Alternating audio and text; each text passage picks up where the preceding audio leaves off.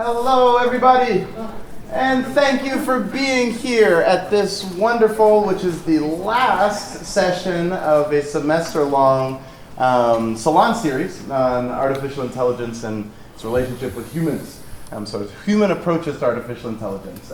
We're so grateful today to have NYU Vice Provost Clay Shirky, who Doc will be introducing in a second, but just wanted to say on behalf of the Ostrom Workshop and the Hamilton Luger School and the School of Ed here at Indiana University that we are just so happy that all of you are taking the time to be here. There is food for those of you in the room, so please feel free to have that. We want this to be a dynamic discussion, both for the people online and for the people in the room, so there'll be plenty of time to ask questions and get involved. So with that, I will hand over to Doc Searles, and thank you once again. Thank you. I have one of my own, but is it on? Should be. Am I audible? I don't hear myself. Go ahead. Through the ceiling? I could yell. Am I coming through the ceiling? No. Okay. It was off, and I had it. There it goes. Hello. Okay, now I'm right. Hi. Thanks, everybody, for attending. Before, my wife Joyce and I were visiting scholars here through the Ostrom Workshop at IU. We were the same at NYU through the journalism school there, where we had a chance to audit some of Clay's classes. And I can say without reservation, Clay is the best teacher I have ever seen at work. Thank you. I've ever seen at work. And he's modest about his knowledge of AI, his importance with AI. But he has AI in his title, and he's working for a university, and there is no institution on earth that's getting more shellacked right now by the fact that AI is in the world than universities. So it's with that experience as well that Clay speaks, and I'll turn the floor over to him. Great. Thank you so much, Doc. Thank you all for coming. Thank you for the invitation. I will say, as somebody whose scholarly work is in social media, that being part of the Ostrom Workshop is really an honor too.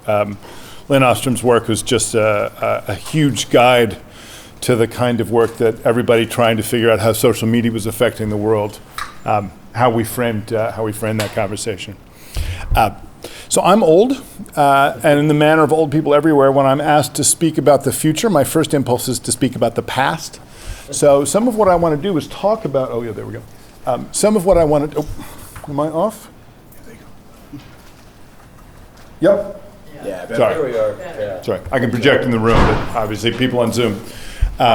So as I was saying, I'm old, so when given the opportunity to speak about the future, I want to start by speaking about the past. And I'm going to make a case today for learning from some of the ways that the web, the invention of the web, made things weird. Not just better or worse, but different. And then to extrapolate from that to talk about some of the ways that we might, from where we're standing now, looking at generative AI, start looking for some of those same kinds of sources of weirdness. So I'll start here. This is just an ordinary tweet, as we still call them, even though it's now the service is now called X, about a municipal budget. And then someone made this observation.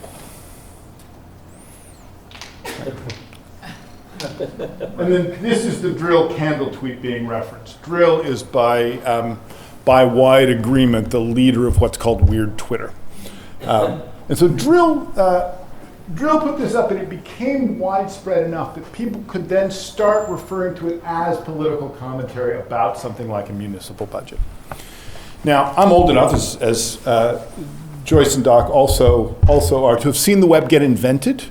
In 1993, that was the web's amazing year, in which the year began. There was no public access to the internet backbone. There was no browser that would run on personal computers. There was certainly no business model. There was no broad use. By the end of the year, all of those things had changed. Even then, and we tried to predict a lot of things in the 1990s, we did not predict Drill. We did not predict Twitter or Weird Twitter. So asking ourselves the question, is the web going to make things better, or is it going to make things worse, turned out not to cover the landscape. There was a third question we should have been asking ourselves, which is the web going to make things weirder? And the answer is yes. So an experiment I do with myself sometimes is I try to ask myself, when looking at something in the present, if I went back in the past, how long would it take to explain something to past me about the present? Right? So here's a picture of the New York Times homepage running on a laptop. So if you imagine going back to 1992, the year before the web explodes, and trying to explain this to someone. Laptops already exist. All you have to say is they get much, much better, right? There are already digital networks. There's America Online and CompuServe. You just say they get more broadly used, they get more capable, millions of people rush in. The New York Times now is putting things on these devices, on these networks. Maybe you have to do a little explaining about why the New York Times now has a data visualization department and not just journalists. But really, you could explain this 5, maybe 10 minutes, right? This is a screenshot of an Android phone running a boyfriend helps you sleep after a long day at work ASMR video. This takes way more explaining, right? It's obvious to us who makes a boyfriend helps you sleep after a long day at work ASMR video, who watches them, what it's for. But imagine going back to 1992 and trying to explain this, right? First of all, phones, there's no analog for phones in 1992. Laptops exist and they're about like they are today. Phones were just bricks you could make a phone call on. And telling someone, actually it's a networked, battery-operated supercomputer you carry in your pocket, that takes a little explaining. So then you have to explain why someone would make a boyfriend helps you sleep after a long day at work ASMR video, which means you have to explain ASMR. Right? You have to explain anterior sensory motor response, which isn't even a real medical condition. ASMR is also invented by the internet. Some people on a bulletin board in 2007 were like, hey, does anybody else's head tingle when they hear certain sounds? And a bunch of people go, oh, yeah, that's me too, me too. Turns out to be a lot of people. Then it gets named ASMR in 2010, and it becomes a business in 2013. So the question comes back, why would a TV station make an hour-long video about your boyfriend talking to you in this weird, soft way? And then you have to explain that TV stations don't make most of the world's video anymore. Most of the video is made on the supercomputer phones you have in your pocket. And it's made by amateurs or small groups, right? So this is two different ways the future happens. One is just a straight line extrapolation from the present. The New York Times wants to be everywhere people are reading, the web shows up, laptops show up. New York Times on a laptop, not a big deal. But explaining a mobile phone with a boyfriend helps you sleep after a long day ASMR video takes a lot more work. And it's in those places where there's nothing in the present that helps us predict the future. That's where we're looking for weirdness. That's where it makes sense to say, what's going on right now that I don't understand? It's discombobulating. And instead of asking, is it important or not important, just ask, is it interesting? Right? Because if it's interesting, that's enough to want to pay attention. So,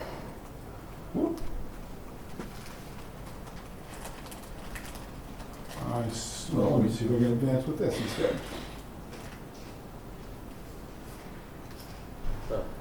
My screen is frozen for some reason.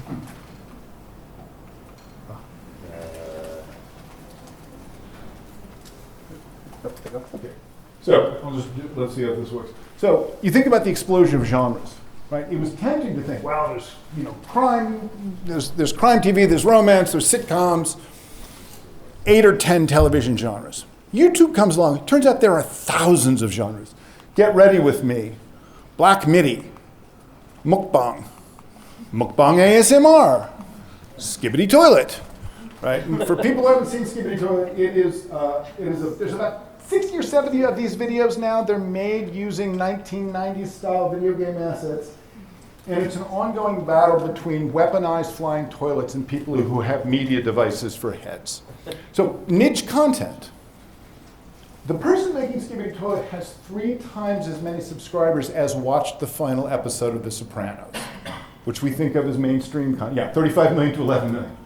So we think of The Sopranos as mainstream content, and this is niche, but these numbers have reversed, right? That what started as this weird, I don't know, just throw anything up on YouTube and see what works, has become audiences in the tens of millions. So this is everybody's view of how this is going to work. I seem to have Sorry? So this is now looking for AI weirdness, right? Everybody's view of AI is colored by the fact that it has these kind of characteristic failure states. The inability to render hands famously is one of them, and so somebody takes it separate. Obviously, AI is not going to replace designers. It's not going to replace art directors. These tools are not coming after professional jobs. But that's not where the weird stuff comes from. The weird stuff comes when amateurs accept the limitations of the tools and work with them. So this is a still from a video which uses the kind of uncanny valley, the fact that the AI can't actually render these faces so well, to make a kind of trippy video that accompanies the band America's song, Horse with No Name. And so instead of saying, oh, I wish this thing could render hands, I wish it could render faces better, they lean into what the tool doesn't do well. And funnily enough, Horse with No Name has now become a standard AI cover, which is to say people take the regular version of that song, and there are multiple videos generated against these lyrics. Some of them are leaning into the kind of AI rendering style, as you can see with Arthur Morgan, the horse on the desert, in the desert there. But there's also Kanye West and SpongeBob versions of A Horse with No Name. Right? And over again, we're seeing this already, just in the first year that these generative tools have existed, which is people taking what they understand about the media environment as consumers and turning around and using it as producers. They're not trying to be professionals. They're not trying to create the kinds of music videos they see on MTV or other sources of music videos. They're just trying to make something. And these tools are good enough to make something. And that brings in a whole world of user-generated creativity, which isn't going to look like what the professionals do, but is going to become, I think, over time, an important set of new genres in the same way that the YouTube genres were. So, seeing this on Amazon right now. For some reason, the thing at the top of the screen has not gone away, but this is Amazon's ChatGPT author page. This is everything that the ChatGPT program has outputted in ebook form that's now being sold on Amazon. And you can see ChatGPT has a wide range of styles, right? Roth IRA, science fiction, advice about AI itself. There is a set of books called Bible Intelligence, of which there are now, I guess this is just one of them. Here's the pages listed. There are 52 of these books on Amazon right now, selling for $5.50 a piece. Sometimes free, but usually $5.50. And if you go and look at the books, I've read them so you don't have to, you will see that it's done almost without human intervention. These things have been framed, and obviously there's an extraordinary amount of biblical exegesis available for AI to consume. But here we've got chapter 4, St. Augustine's perspectives on the Tower of Babel. Chapter 5, Carl Jung's perspectives on the Tower of Babel. 6 is Jordan Peterson. 7, St. Augustine again. 8, Carl Jung again. And chapters 4 and 7 and 5 and 8 are different. There are some similarities, but the language between the two versions of St. Augustine and the two versions of Carl Jung are different. It wasn't even worth it for the people creating these books to merge those chapters. So we're already seeing output that's nearly pure AI and is reaching a commercial market. And the question as to whether any of these books are any good or not is not for us to answer. This is, I think, one of the revelations that came from ebooks, YouTube, TikTok, all the rest of it, which is if something finds a small audience and the creator is happy with that, it doesn't matter if we think it's worthwhile or not, right? And this is when the cost of creating new things changes, the sense that if I don't like it, it's not going to find a market, those two things become completely disconnected from one another. Right. Here's another one, also on Amazon, the Denzorian Chronicles. So this is an AI co-written fantasy novel. Here's the description.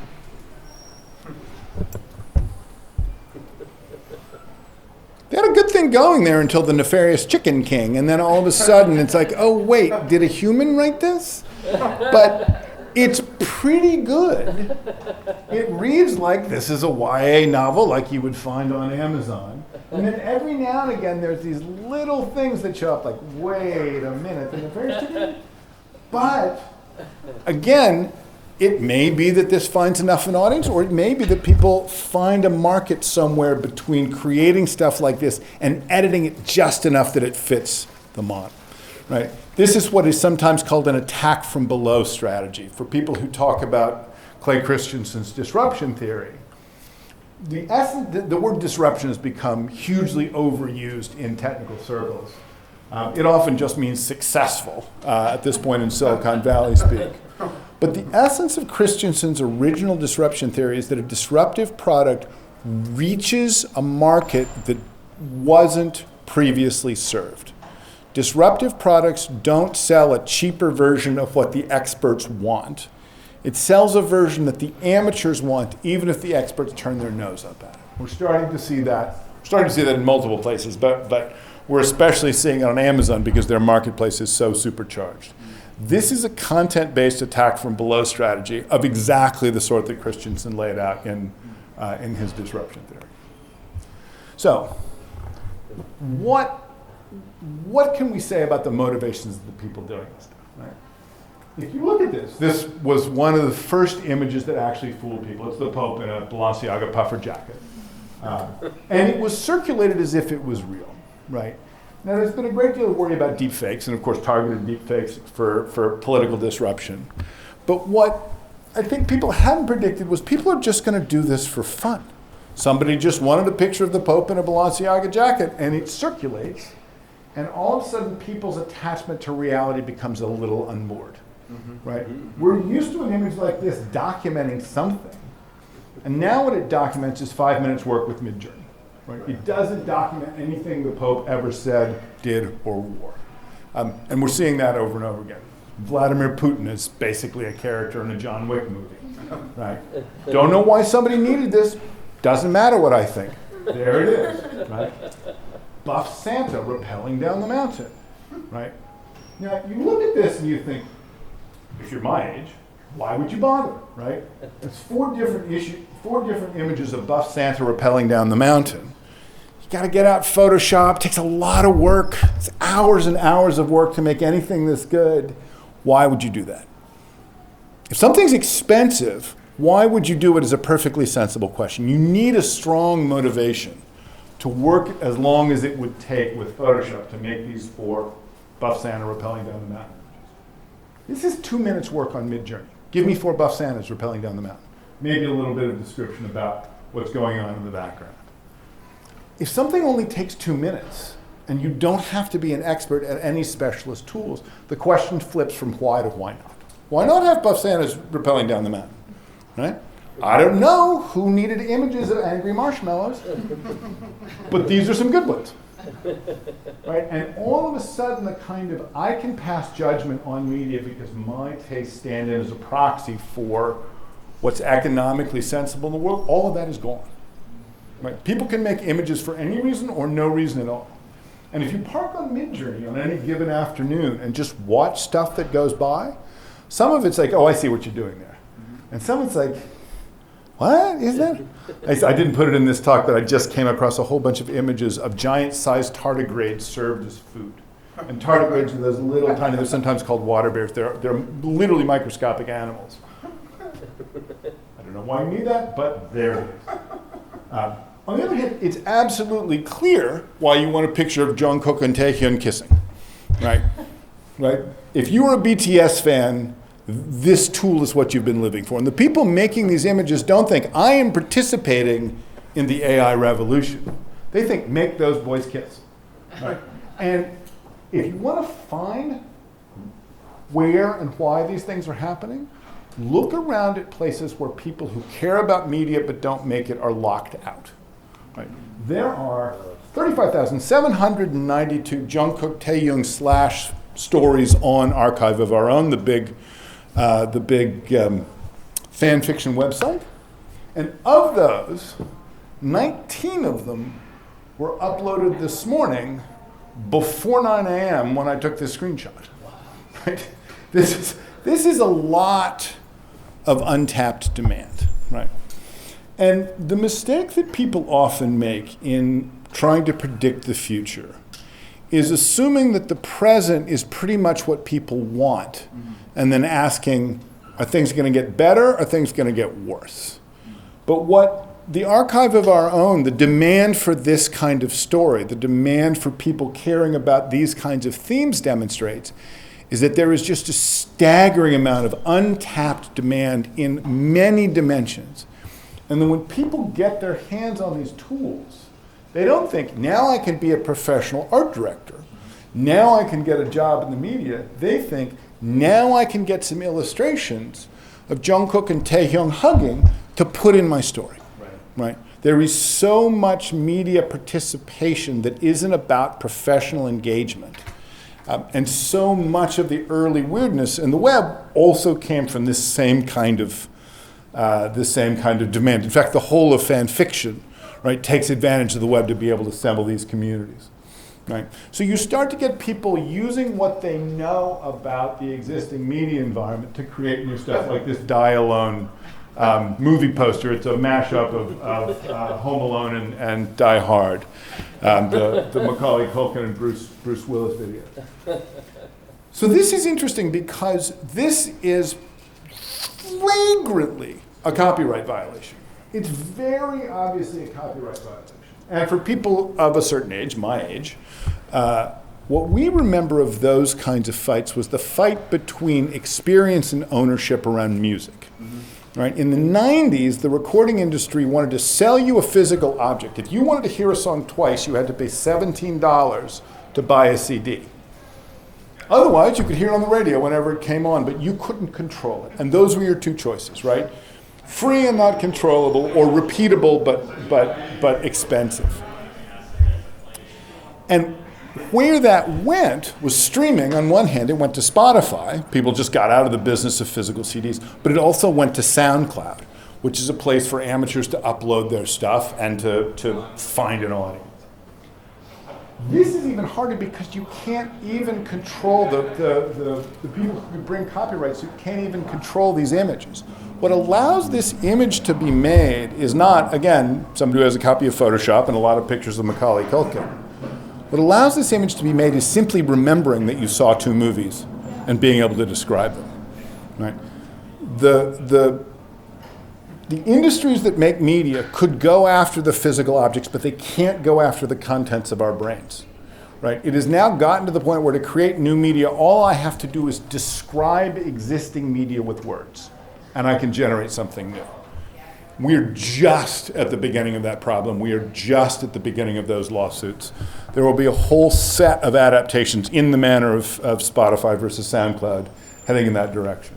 You can see a little bit of this with the Heart on My Sleeve video, the Drake Weekend mashup, where somebody took Drake's voice and somebody took the Weeknd's voice and created a new song, and it was a banger. Right? It circulated so widely that the person who made this, again, flagrant copyright violation, put it up for a Grammy. And the Grammy people are like, we are not going to be in the business of taking pirated music and putting it in the Grammy Awards, but we're interested in the fact that people like it. Come talk to us after the show. So the push towards synthetic creativity is already happening, and it's happening as it almost always does, because it's being driven by outsiders. Another place to look, if you want to look for the discombobulating uses of these tools, another place to look is crafts.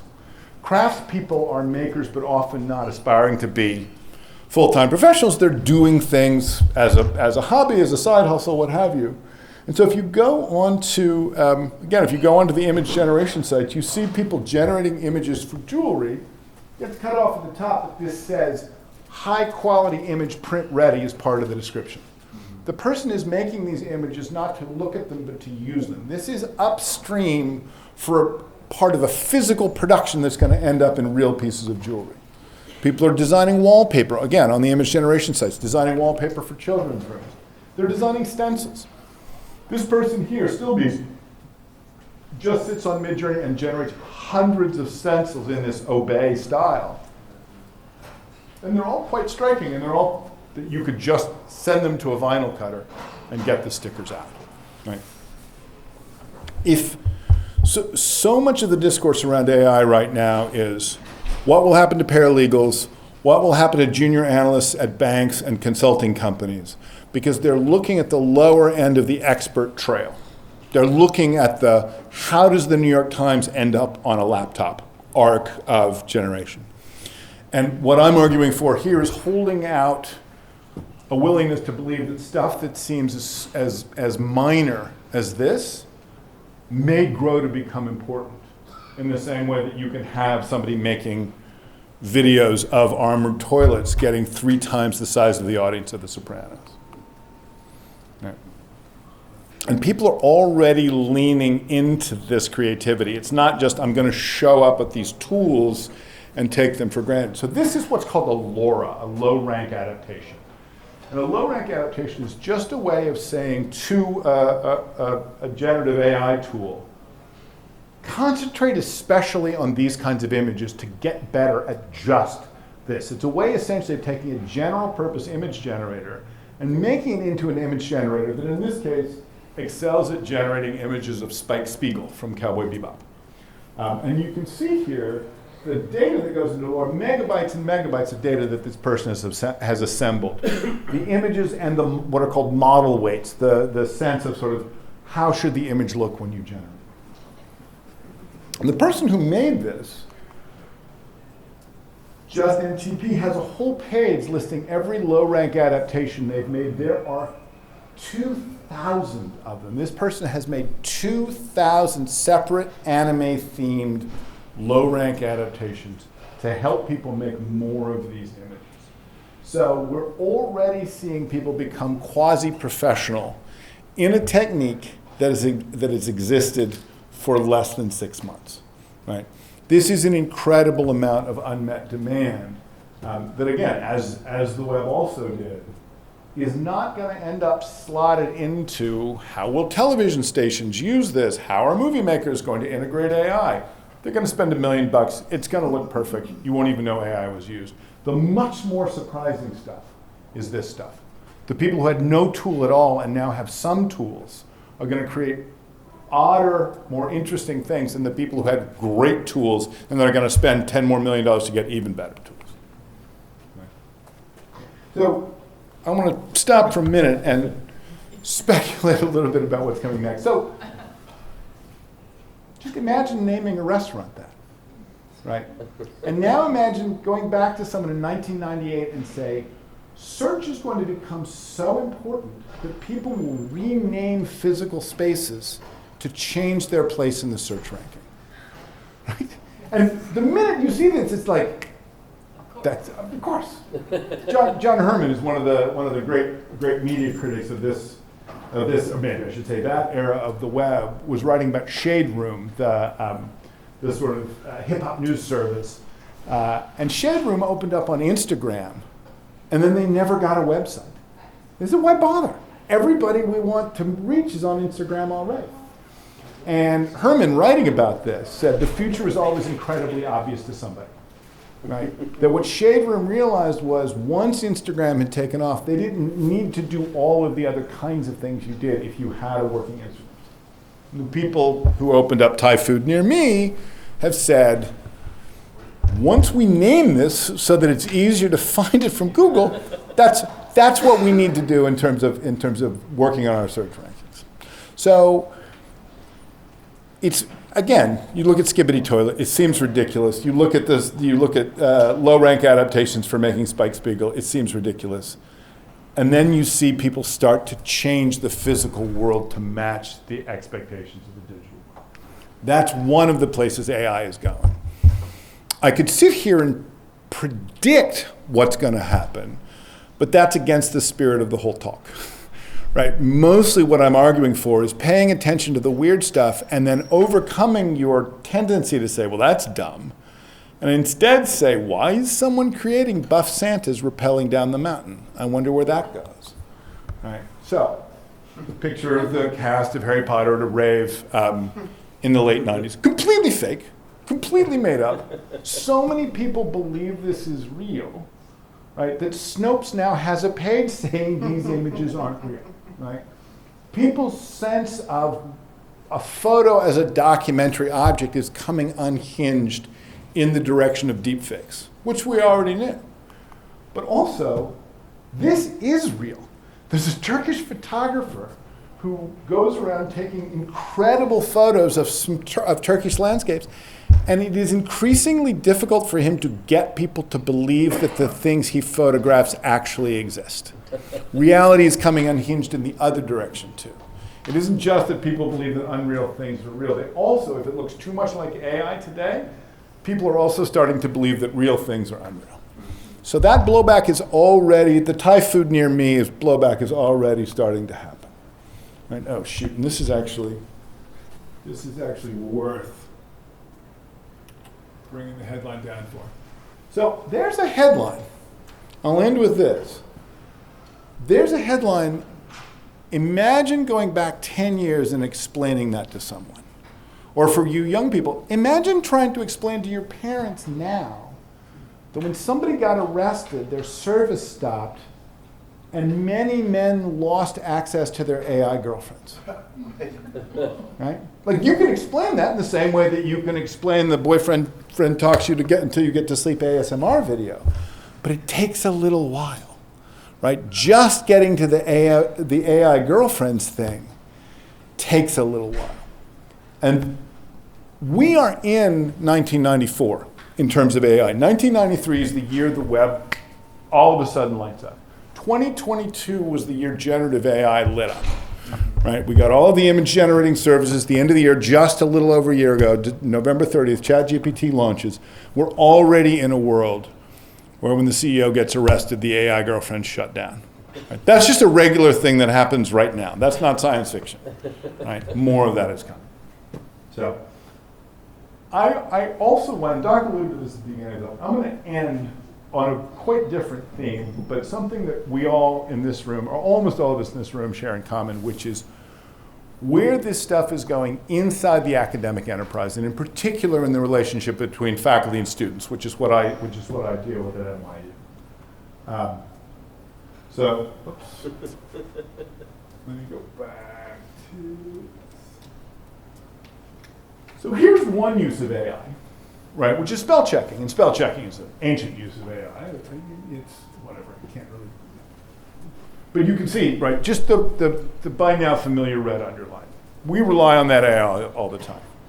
We want our students to rely on that AI all the time.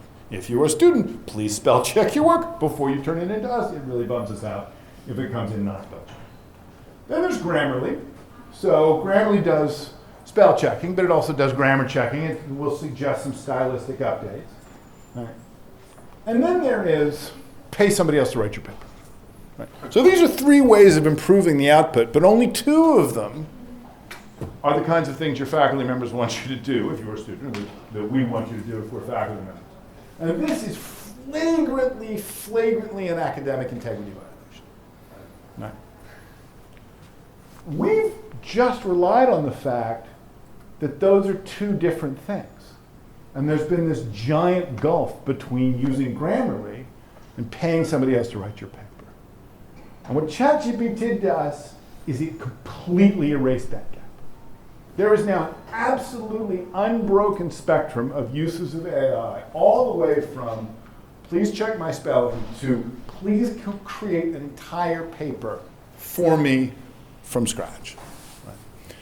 The initial reaction, and I say this about NYU, I don't know what it was like at IU, but the initial reaction around AI in many quarters, including especially the academic press, was very much, this is plagiarism, right? And so we have to stop it because plagiarism is bad. And that's true, plagiarism is bad, and we have always worried about plagiarism, and now we're worrying about it some more.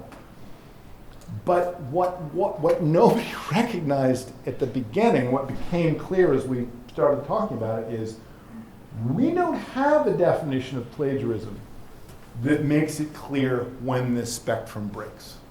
No one can draw this line now, right? And when you think of the list of things students can do with these tools, right? They can brainstorm with them. They can treat them as a sparring partner, go and ask questions back and forth. They can work on style or tone. It's enormously helpful to go to the tool and say, write this like a scientific paper, write this like an email to my boss, this paragraph like a scientific paper, like an email to my boss, right? Write this at a 12th grade reading level, write this at a 6th grade reading level.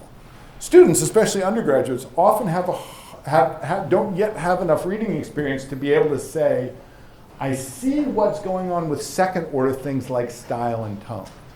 And we know that because when we've caught academic integrity violations, you'll get one paragraph clearly written by the student, and then the next paragraph suddenly comes across in that smooth, weird, affect-free, ChatGPT wrote this thing. And they don't even see the change, right? It goes from one style to the next, and they don't recognize you just blew up the tone, right? And it's not like tone is anything you put in while you were typing. It's a thing that happens in the mind of the reader. These tools are incredibly helpful for showing that kind of thing. Students can take their own work, feed it to this tool, get back multiple versions, and see how the change in writing style creates those kinds of differences. They can also use it for research, outlining, producing a full draft, and the tools are completely terrible at all of those things. My wife had a student who was doing research on the effect of the drug trade on rural Colombian women. Came into a meeting with her, said, Professor Zalecki, I found all these great sources. And she looked at us like, this is fantastic. Who knew that this was such a popular topic? And then they go to look them up, and half of them don't exist, and the other half are attributed to scholars who don't even work in the field. They're real people, but they're not real papers. And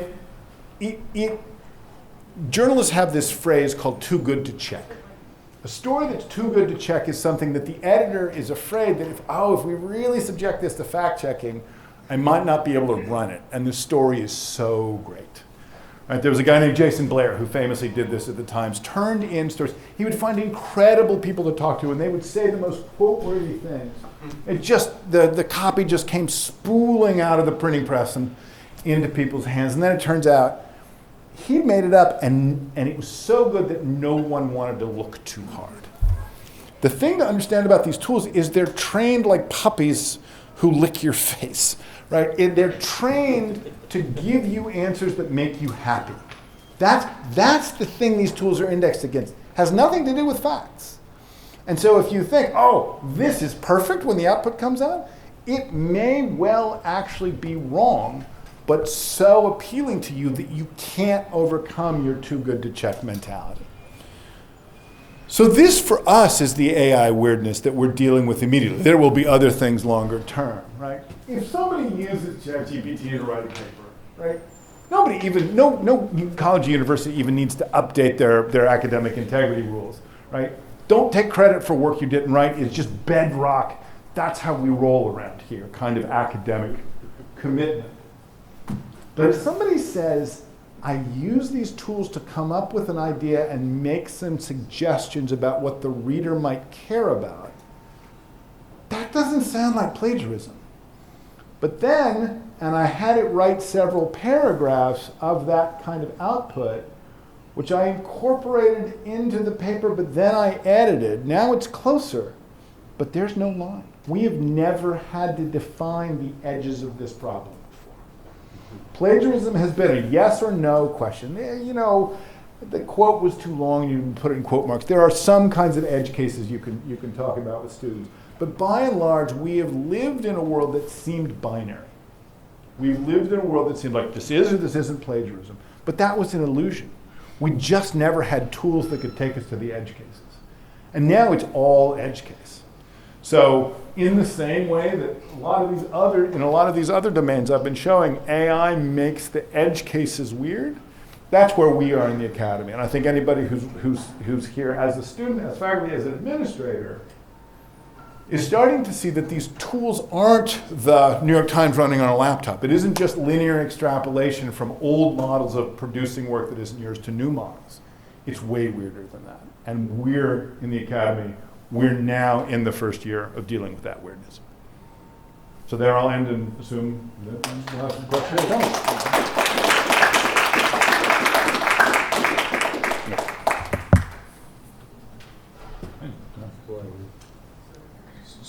plenty of time. I have 2 microphones. People in the room, if you have questions. People online, the easiest thing would be to raise your hand just so that we can call on you, or you can type it and we can read it out loud. You choose. Any questions?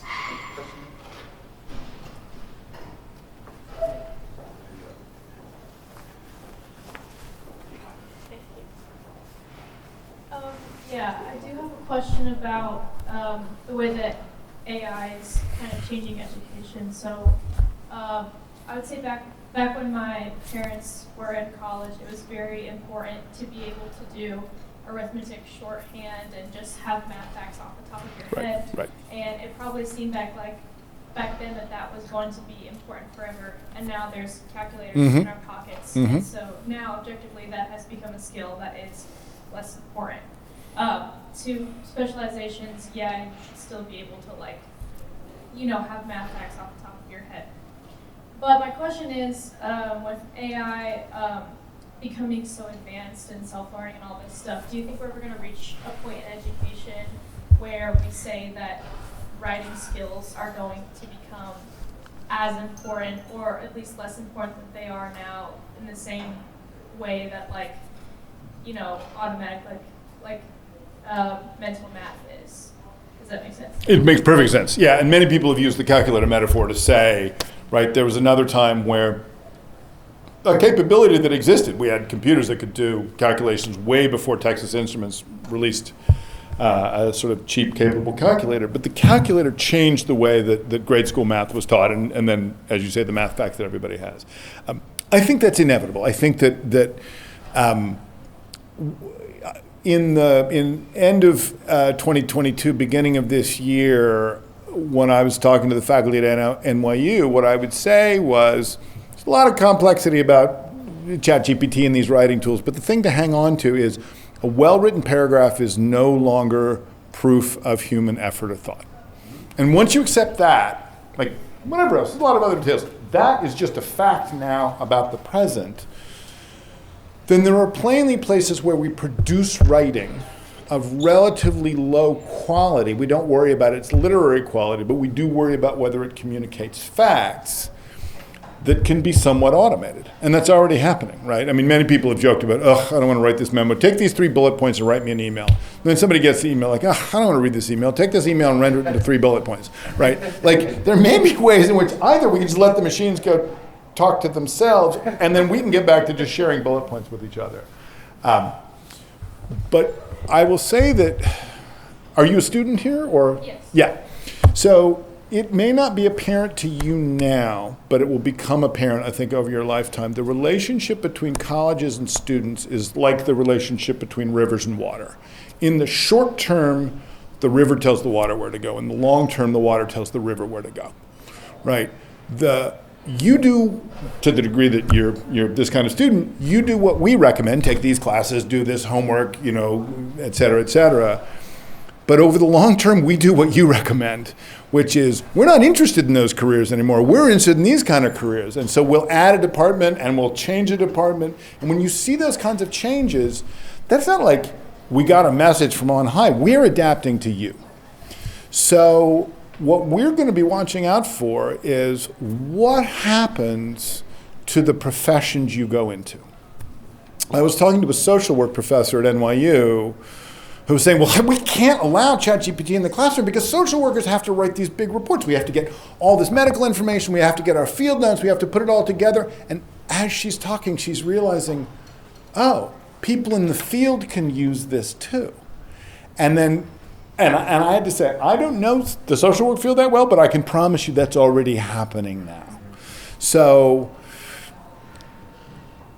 writing in particular in the academy has been this phenomenally valuable, basically unquestioned bundle. If I ask you to write a paper, what I'm saying is partly know the material, have your own thoughts, be able to structure this, make a point, et cetera, right? And I don't even have to think about which of those things I really care about. Learning rubric, whatever. Like, just do a piece of writing, I'll look at it. This is a basic academic transaction. All of a sudden, do I care about communication? Do I care about facts? Do I care about style? And we're moving towards a world that where at least some faculty are saying, you are responsible for everything in your paper. If you turn something into me and I ask you about it, you have to be able to answer me. If you make an assertion that looks like a fact, it has to be true.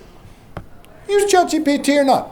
Don't care. What I'm saying is the transaction between you and I is you're responsible for what's on the page, however it got there. That is a radically different approach to writing than we've currently got, but it's one that takes advantage of these tools. Last thing I'll say is, as I often say to faculty at NYU, yes, these tools are going to transform higher education, but it's going to take 40 semesters, not 4.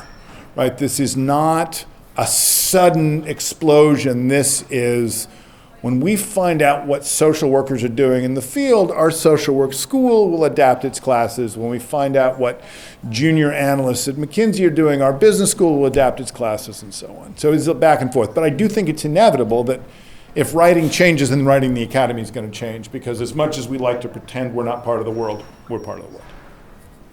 Okay, Mark Prinsky has a question online. You might have to unmute. You're muted, Mark. I understand. I have to unmute. Here I am. Thank you. This is great, Clay. Nice to finally meet you in person or virtually. Yeah, good to see you, Mike. This is very much in a context of academia, and I wonder whether the context of academia seems to be preparing people to be academics, to think like academics, and then so they can go into professions and behave like academics but what you talked about earlier in the presentation, which I loved, is imagination liberation. And those of us in the past we've always had imagination, but we've never had a way to actualize it, to liberate it, to make it a real instance. And that's what's coming into the world. And so the question is, should the role of academia and the academy be of still teaching you the past and figuring out so that you can fit into the kind of future, and here's our way, and if you come to the academia, you learn plagiarism and you learn all these kind of rules that we have? Or should it be a place to liberate imaginations? And that's, I think, where you were headed, to say, listen, we can now do things that we could never, ever, ever, ever do before. Everybody can do it. Not just one person, but anybody who can talk can now create things and bring things into existence. And should that be what we're about rather than the old stuff? Yeah. So I'll give the grandmother answer, which is you're both right. This is the porque no los dos answer. I think that what's interesting about a lot of the imagined liberation is it uses the past in a different way. It's not like people are inventing genres or taking material. I mean, you look at the Die Alone movie poster. Both of those movies were out in the last century, right? And so that's not ancient history, but it is for many, certainly for any student in college today, it is history. It is something that was in the past. So I think that the change in attitude is not from, the past doesn't matter anymore, to the past is actually more easily activated with these tools now, because again, in this sense of being able to describe something is becoming really close to being able to conjure it into existence. Having a sense of the various things I could describe does strike me as being a really interesting place for the academy to go. I think one of my frustrations with the academy always gets beat up for being hopelessly slow and moribund, et cetera, et cetera. In fact, we're changing all the time. We just change very slowly to the river and water point. But one of the things I think that is poorly understood by people proposing to revolutionize academia is we're not in the information transfer business. We're in the identity formation business. And the thing that interests me most about these tools is what kinds of identities do people have when they have more creative tools at their disposal than they used to? And I think that engaging some of that creativity in the various different domains is going to be an important academic job. I hope it happens sooner rather than later, but it will probably happen at variable speeds at variable institutions and across a 10-year period. And it looks like Kevin. Sure, thank you, Mike. We have a question in the room, and then to Kevin. the company.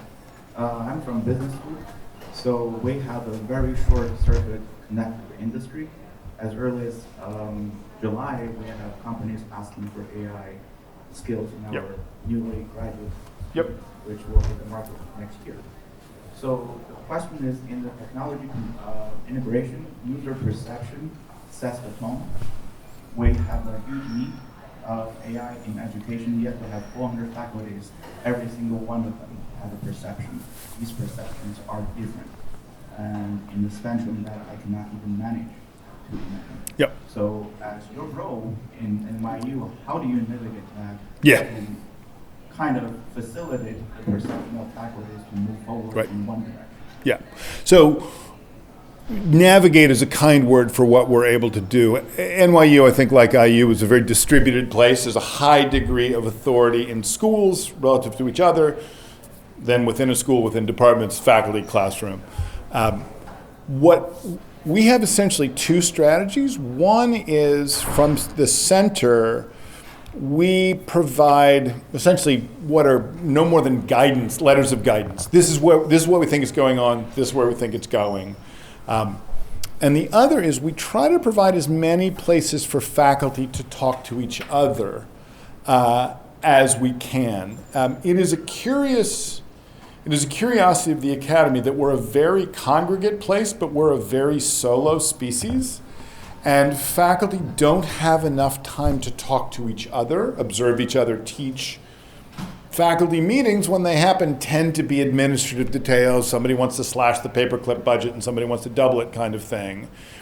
And it is hard to create space for faculty to have these broader conversations. So the first thing we did when we saw ChatGPT show up is we formed a working group, teaching with generative tools. We've got 80 or 90 faculty on it now, across a much larger group of faculty. But it isn't a policy body, it's a talking shop. It's just a way for people to align themselves around what are the different options.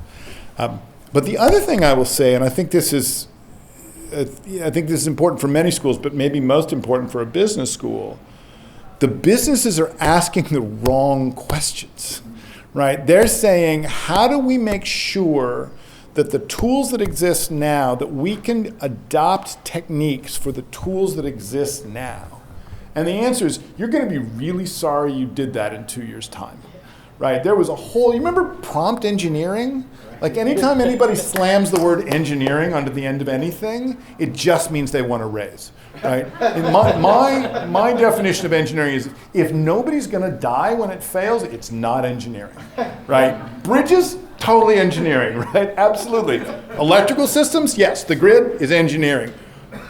Asking AI to give you a buff Santa rappelling down the mountain, not engineering. Totally comfortable saying that. And yet, 6 months ago, if you had said, oh, we must have a curriculum for these businesses, what those businesses would have been asking for was prompt engineering, because it was the only phrase anybody knew. Right. So in a way, the hard thing is to say, we're going to send you students who are not going to be surprised when things change. We're not going to send you students who are optimized for the next 3 quarters. Even though what businesses will ask for is optimized for the next 3 quarters, because that's what, that's where I'm evaluated on in my own business. And so I would look for ways. I don't know the IU Business School well enough to give you much more than a generic advice, but I would say, if you've got 400 faculty with different opinions, you have a resource those businesses could never recreate. Find places to take advantage of those differences rather than trying to reduce them, would be my advice. Kevin Jones online, and then we have another question in the room. Thank you for taking my question first. And well, the question I have is about online education, and specifically asynchronous online education. We could ask many questions about that even before generative AI, but my question is, what do we do with it now? How do we even know what people are doing asynchronous? Right. So I would love to tell you there's a rich list of strategies you can adopt, but we've only been able to think of 3 at NYU, and I'll tell you what our 3 are. You can you can advise students not to use the tools, which is an honor code. You can basically create an honor code in a single class. What you can't do is put in the syllabus, don't use AI tools, you have been click wrap licensed, blah, blah, blah. You actually have to have a conversation about it in class to say, it's obvious, and yet students often don't think this through. You don't learn from work you don't do, right? So if the point here is to learn, and you found a shortcut, the shortcut is actually cutting out the bit of the class that seemed valuable when you signed up for it. So you can do that. You can say, I'm going to trust you, but I need you to do your own work. You can design assignments that avoid these kinds of tools. That's a moving target because the tools themselves are changing, but you can say not write me a paper on this, but make a video, make a PowerPoint presentation, write a paper. The asynchronous part makes the sort of Q&A difficult, but you can have a sort of Q&A so that if it's multimodal, it's more work for the student. So either if they're using these tools, they're having to integrate them, or if they're doing it on their own, they know the work. And then you can integrate the tools. You can say, here's the assignment. Somebody wants to open a nuclear power plant at this particular site. Write me a memo pro and write me a memo con, and then your work as the student is to critique the memos. Because one of the things that these tools are really not good at right now is metacognition, is thinking about thinking, right? And so if you read enough ChatGPT output, you realize the last unit it's actually capable at is the paragraph. Right. It's quite good at paragraphs. But you'll get something that pretends to have structure because it puts a lot of buts and howevers and in additions at the beginning of paragraphs. But it's just a bullet list. There's no actual structure. So if you get your students involved in thinking about thinking, I want your reaction to this output. The tool can't follow it there because although we use the metaphor artificial intelligence, they're not actually intelligent. Right. But within that triangle of recommend against, design around, and embrace, those strategies are combinable, but the one commonality to all of those strategies is you have to talk to your students about how they're going to learn in the class. Right? We've all drifted for decades we're just going to kind of keep doing things the way we learned, and we'll just repeat that, and you have to hear, and especially with asynchronous, you have to say to the students, this is why and how the work of this class is going to lead you to be smarter. Right? We don't often say this to our students, but the shared goal in the classroom between the faculty and students is for the students to become smarter. And some students, sadly, don't adopt that goal with the fervor that we might like, but it's what the institution's predicated on. Having that conversation with students is pretty essential to making anything asynchronous work, but especially with ChatGPT running. Thank you, Kevin. We have a question in the back. Oh, yes, sir. All right. Okay. So this question is adjacent, I think, to what you've talked about. You've talked about AI as a tool for creation. Mm-hmm. I'll throw out kind of an alternate history of the internet, which is the internet became interesting when it became social. Yes. It kind of just piddled along, and all of a sudden you had open source transforming software, you had Wikipedia transforming dictionaries, you had blogs people started to talk to each other through the internet, and that's when the revolution took off.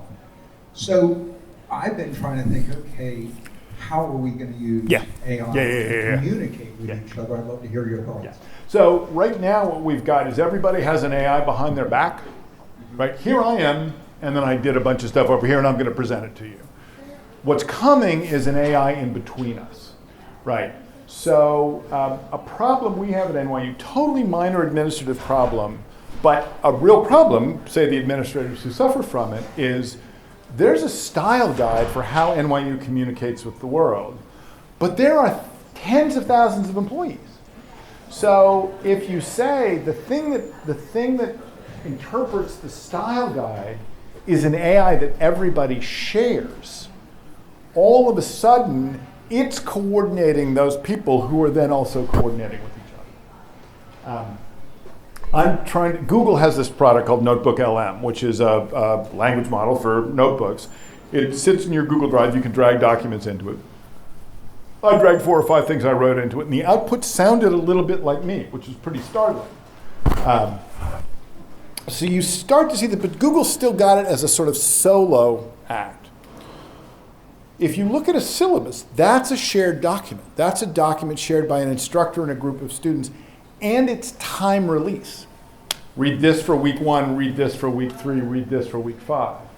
If you're looking at macroeconomics, or microeconomics, actually is probably a better example, you're getting some stuff on pricing and preferences and so on early on, but you don't get the behavioral economic stuff until like week 11, right? So if you had a single AI trained on the contents of a syllabus, but released each week as the reading material changed, the AI would start to give different answers to the students, again, coordinated as a group. The low-rank adaptation stuff I showed, you can imagine if everybody agrees on using the same training sets, again, you start to get groups that find it easier to coordinate with each other on shared or large-scale output without all of the overhead of the, Ronald Coase documented with Theory of the Firm, like this is how we're gonna make groups of people work together. We are just, again, it's 1994. 2023 is 1994. We're just at the beginning of kind of shared AI output, but you can see it coming, and I think a lot of it's going to be when AI is in front of everybody at the same time and they're communicating about how to use it. We have 2 questions here. Yep, great. Hello. Hi, Professor Shirky. Thank you for enlightening speech. And I'm Lina, from a visiting scholar from China. In my university, all the graduates will become primary and middle school teachers. So my question is about K-12 education. Yep. And so in current context of AI, do you think that the K-12 system, education system and curriculum should undergo the major revisions? And what should the children learn now to empower themselves in the AI era? Thank you. Yeah. So the thing about K-12 is K is really different from 12, right? And so we talk about K-12 like it's a thing that works like this, but like when you look at the difference between K and 12 is compared to what we see between, first years and seniors coming through college, K-12 is like that. So I don't think anything should change from K to 6 or 7, right? It's not, to the point earlier about math, you need to know how multiplication works. Even if you don't have to remember your times tables at quite the scale and speed that we used to because of the calculators, you need to know what multiplication is doing in order to know when to use the tool, right? So, how many characters do the students have by about 6th or 8th grade, say? How many characters will the students have learned by, say, 6th grade? How many characters will they have learned to write by about 6th grade? Not very sure the exact number. Okay, but so my son speaks Mandarin and has learned to read, and he can, after years, he can just barely read a newspaper because the memorization is so intense. So that seems like just keep doing that. If that's working, just keep doing that. By the time the students start producing things that feel like paragraphs, not just sentences, but like this is a group of sentences that are doing something together, that's where these tools can be useful. I would start by, again, using the tools to describe stylistic differences. The Baidu corpus obviously is the enormous one, the Baidu AI. You can go and say, give this to me in this, make this sound more formal, make this sound more informal. For the students to be able to recognize those kinds of things, that is,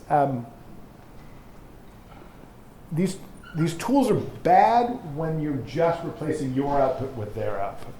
They're good when you're engaging your thinking with their capabilities. And so in any kind of 7 to 12 system, I'd look for places where the students are developing attitudes towards the tools. Rather, this is also like the business question, thinking about what the tools do well and badly, rather than just learning how to use the tools as a replacement for human work. By the time you're at 12th grade, you're plainly at college level. You're at that bridge, and then you would essentially want to look to what the colleges are doing and bring that down a little bit. That's for writing. But again, it's different. It's different for different kinds of inputs. I didn't talk at all about coding copilots on here, but is Python still on the Gaokao? Yeah. So if somebody's writing Python, and there's a Python Gaokao, you want to know, can they use these tools in that test? You don't want them learning to be really good Copilot users as programmers and then hit a test that tests a skill that they haven't developed. So you also have to look really hard at the testing system. And in the US, we have a much messier system for getting into college. With the Gaokao is this kind of like single touch point. You can't, I think, afford to teach the students skills they're not allowed to express on the Gaokao, even if, funnily enough, they could do it in both high school and college. So everybody wants rapid transformation with these tools, but the tools they exist in a system that is working today, and you can't take the students out of that system all at once. So I would look to the tools to say, especially for K-12, what's the future context in which students will be using these tools, and then work piecemeal by that. Not sudden change, but like, let's try this and see if it works. Change course a little bit, try the next.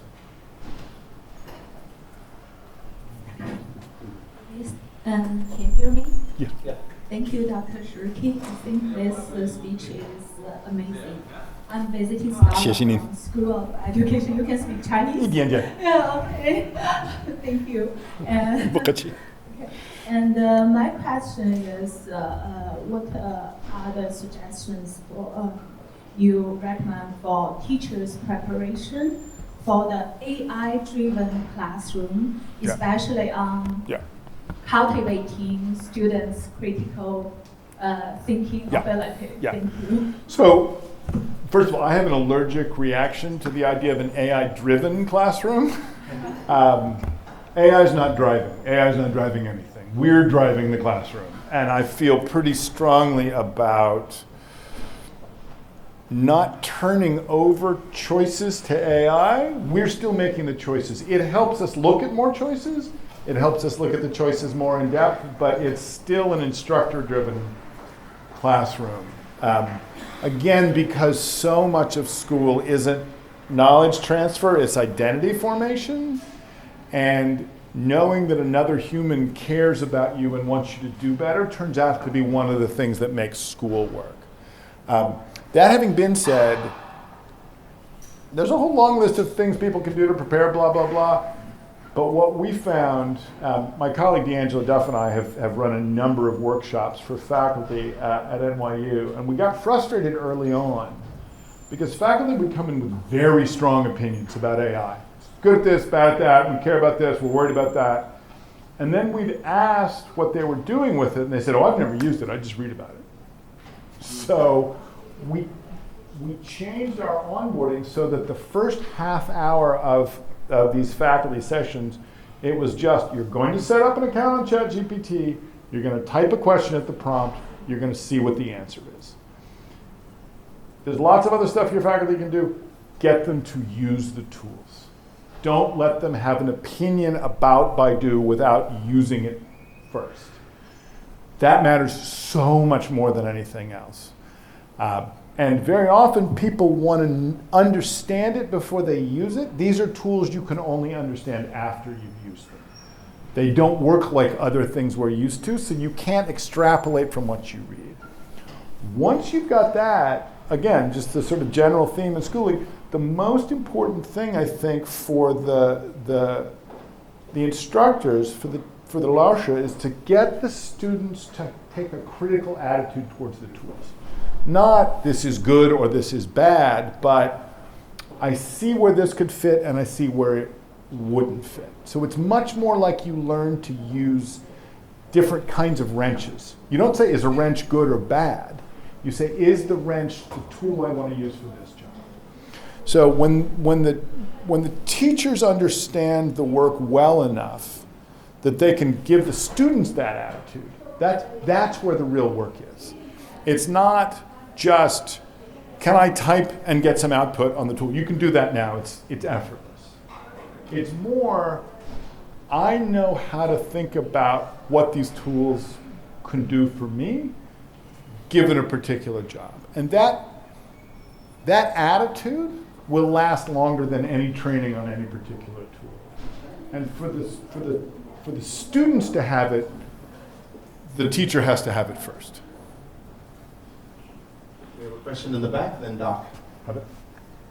Hello.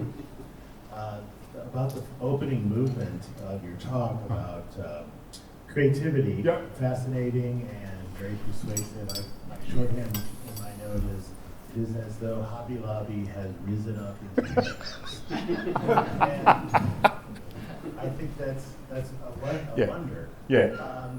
And I also think about trying to make a leap to some things I've appreciated your work in the past, which is that Hobby Lobby rising into paradise felt like an apolitical space. Yeah. As you portrayed it. Yeah. And when I think about some of your earlier work, I think about your interest in people's ability to coordinate and affiliate. Yep. And when I check in as a writer and writing teacher on the AI tools from time to time to see what I can make it do, I never notice anything that seems to promise affiliating and coordinating, and so I wonder if it's on the horizon somehow. Yeah, I mean, this is partly to this theme of when do these tools become social. I do think that social is coming. Again, you can find things that are kind of straining to be that now, where a group of people will have worked, not very coordinated way to create some shared body of writing, and you can start to extract common themes. Funnily enough, the place where this has happened most is the Copilot space, because code is a more, funnily enough, it's less expressive than writing in English because it's less ambiguous. But the giant databases of code have turned out to provide a kind of house style for the internet, which is a sort of coordinating function.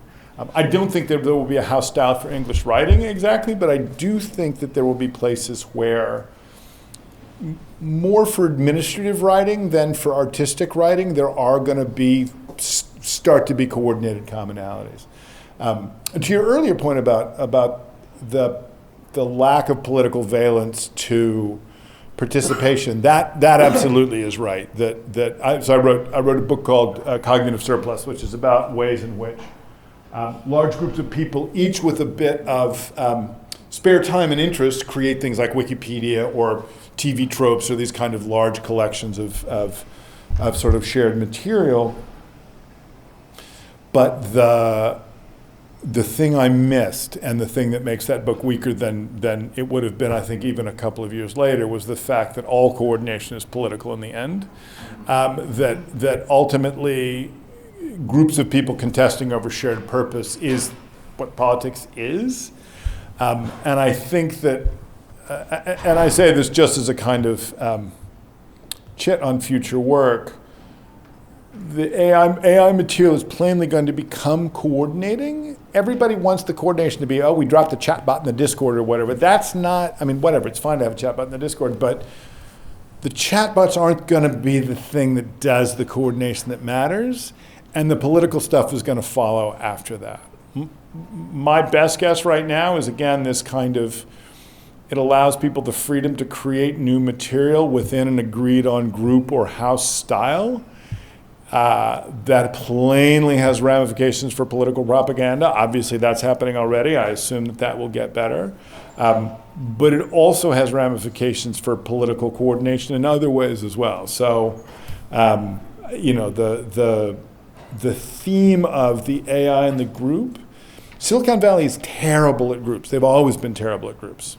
They want to sell things to individuals, and they think about the total addressable market, but they don't think about the middle bit. It took forever for Twitter to add group DM or for Facebook to add Facebook groups as a way of coordinating. The preference is very much given a libertarian ethos around these individuals, but there are plainly AI companies that are going to be developing group-oriented material, and that I think will be a big theme. And I wish I had a better set of predictions for you than I do, except to say it's going to happen and it's going to be important.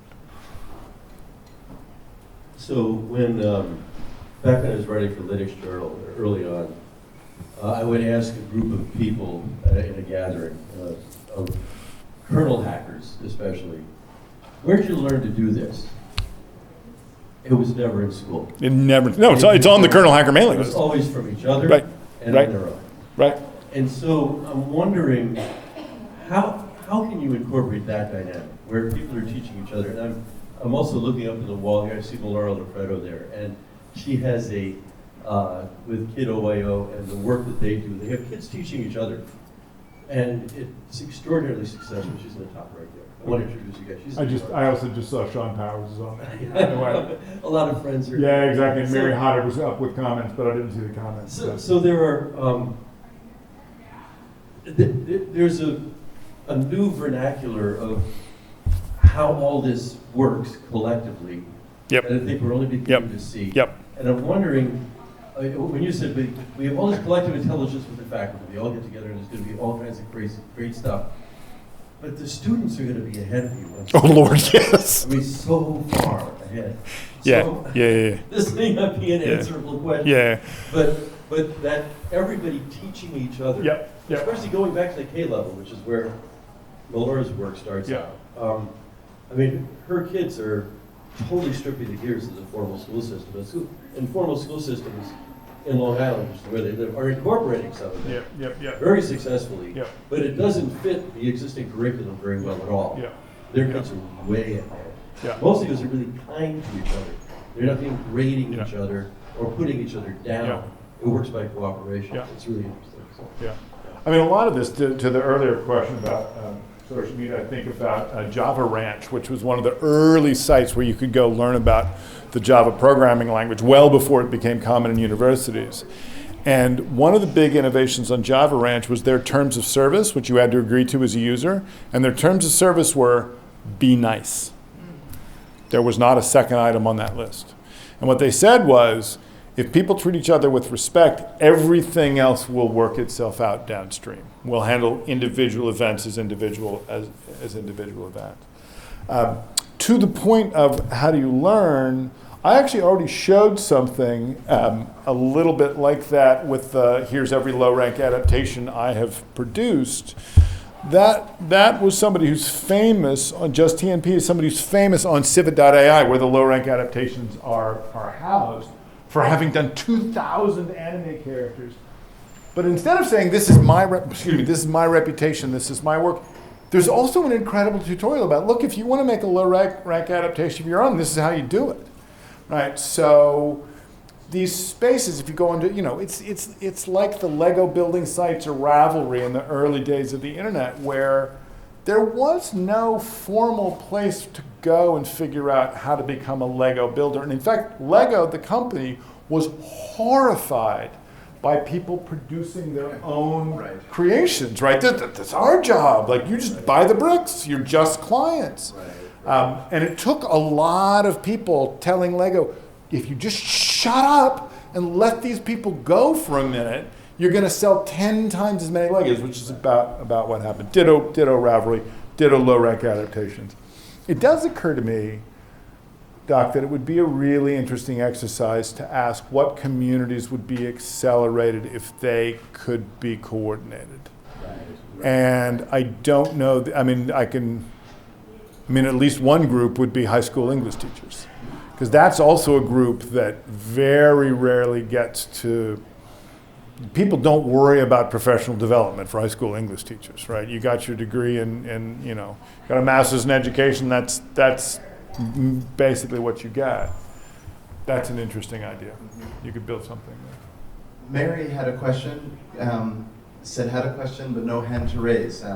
Mary? Hey, Mary. Hey, sorry, no hand on my Zoom version. So I just wanted to say thanks for the talk. It's great. And so I have a maybe somewhat personal question, but I think we all want to know, where are you? New York, China, Kalamazoo. And are you writing a book? You're where? I'm Bloomington, Indiana at the moment, but not back in New York. Yeah, back in New York. But you're back to New York? Yes. Are you working on a book? Are you working on an essay? Can you give us anything? I don't know yet. I have a book proposal that I keep noodling on called Why College Gotta Be Like That, which is basically trying to explain, everybody's so mad about college in so many different dimensions. And some of the anger, obviously, completely justified. But rather than attacking college or defending it, which are the two kinds of books you can find on the shelf now, the idea of that book is just to explain, like, here's how these institutions got this way, and if we want to change them, we have to change the underlying forces. We can't just say, make college be different, without saying, make the context college fits in be different. If that's of interest, I can send you the proposal. I'm going to start trying to get feedback on it in a few weeks here, but that's the thing I'm working on. I mean, it sounds cool. I would love to see it. Great. If you want to send it. Great. Hotter at Gmail. Yep. And also miss you. Like when? Well, are you still in the Valley? No, I moved to Seattle. Oh, well, come to New York then, because I don't, I want to go to Seattle. Okay, got it. All right, great. Thank you, Okay, Mary. cool. Thank you. Eric, I see you've had your hand up, but I want to let Tracy go, and then we'll come back to you. Tracy? Thank you so much, and I enjoyed this talk enormously. I know that your area isn't law and policy and regulation, but inevitably those factors are going to influence the work that you do and the work that we all do in higher education. Any comments on the regulations as they're kind of taking shape, how the Congress is going about it and the Biden administration? And maybe, if you would, even a slight reflection on the comparison to the EU, which is, of course, taking a different, more rigorous tack. Thank you. Thank you. I mean, the EU-US comparison is very interesting. In the US, there's a bunch of lawsuits now saying, ChatGPT read my novels, or Midjourney looked at my paintings, and they didn't compensate me, and they didn't get my permission, and this is illegal. That uses a theory that's common in the EU called moral rights. The idea is that the creator has some rights over the creation that aren't alienated when the creation is sold. I made this painting, I sold it to you, but I still have some interest in the painting as the creator. The US doesn't have anything like that. US's IP law is almost entirely around market value. Right? Did this work prevent you from collecting money for your work? And that does not seem to be true for many AI creations now. Drake and The Weeknd could conceivably argue that about Heart on My Sleeve, about the AI song that was circulating earlier this year, but it looks likely to be, Tracy, that the IP stuff gets solved with a licensing regime rather than with anything being forbidden, which is there just becomes a way of saying, I want to use these works, and then this is what the acknowledgement or compensation is.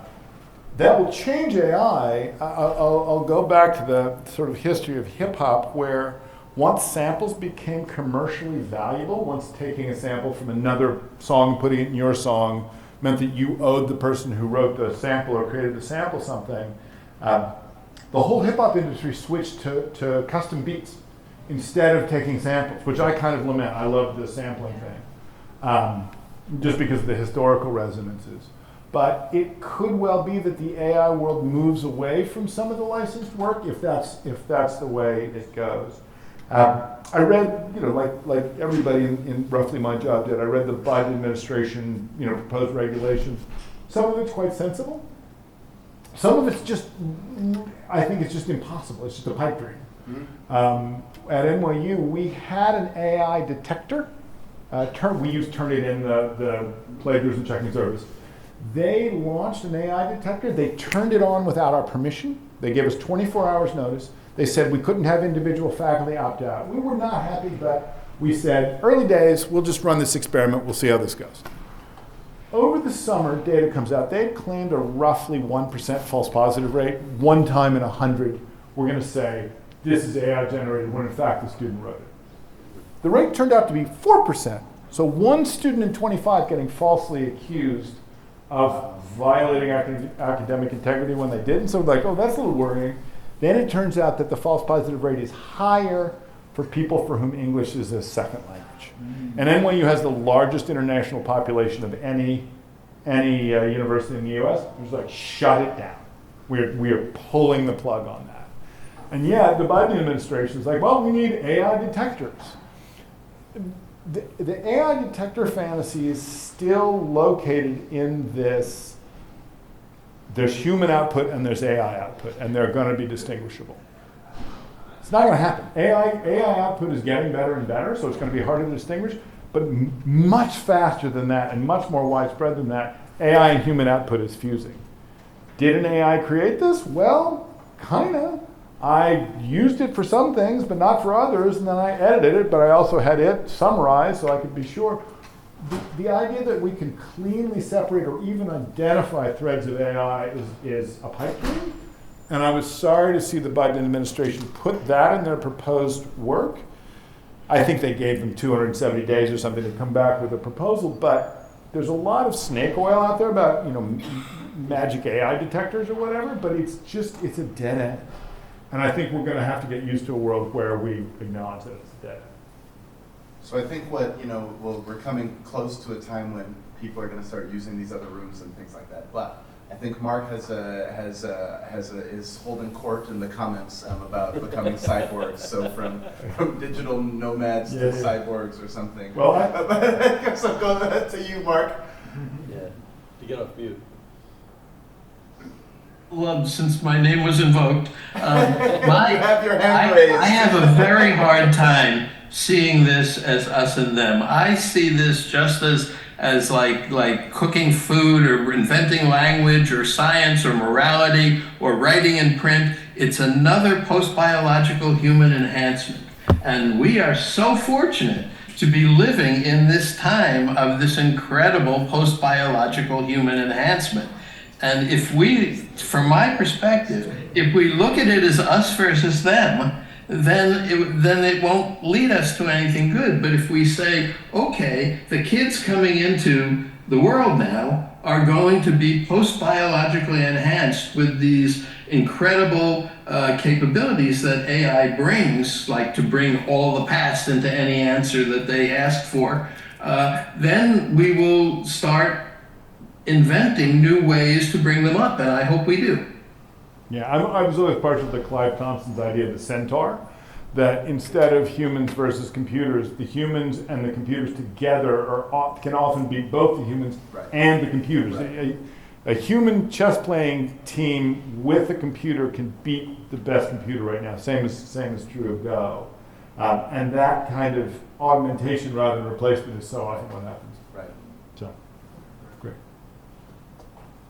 Well, one last question, then closing comments. You bet. Sorry. My name is Harper. I'm a student here at IU. I went to high school in Germany, and I remember when ChatGPT came out, we spent an entire German class period making ChatGPT write love letters to my German teacher. Aww. And ChatGPT really struggles with German language. And love so letters. It was like writing these like poorly grammatic, with letters with poor grammatics and expressing love to our German teacher. And my question is, can you see language affecting accessibility to this type of technology? Oh Lord, yes. I mean, yeah. Yeah, but Absolutely. how does that affect? Is that an obstacle that we can see further happening, or is there a way to make it more equitable? You can see this now if you go onto Google Translate and you say translate from English to French, right? That is one of the best trained language pairs, right? If you say translate English to Xhosa, which is one of the African click languages, there is literally no speech output for that language, right? It's an almost barren translation pair. You can get some words out of it, but you can't get any oral feedback because it's not part of the kind of 40 language core. That accessibility is a problem everywhere, once you're away from the sort of handful of the world's largest languages. There are also accessibility problems in terms of seeing yourself in the data sets, right? Famously, if you ask, show me a doctor, it will show you men. If you ask, show me a chef, it will show you men. If you ask, show me someone cooking in the kitchen, it will show you a woman, right? And the way that many of these services have dealt with those kind of imbalances is to just inject invisibly into prompts additional words around gender and ethnicity in order for the imbalance of the output not to be as bad as the racial and gender balance of representation on the internet has been on the input. That is a huge issue. And in almost any dimension you look, what you'll find is the output is tuned to people who look like me, right? Old white guys, we're good. All covered in the AI databases. The further you get away from looking like me, the harder it is to see yourself adequately represented. There is an enormous, hugely interesting literature on exactly that problem. I would start with Timnit Gebru, who was the woman who was fired as the head of AI ethics from Google. And is now essentially is running her own shop. But there are a number of people who are thinking about the accessibility issues. Kate Crawford just has a book out called The Atlas of AI, also quite interesting. Obviously, the companies understand these issues. They are making half-hearted attempts to address them, so not no progress, but not rapid progress.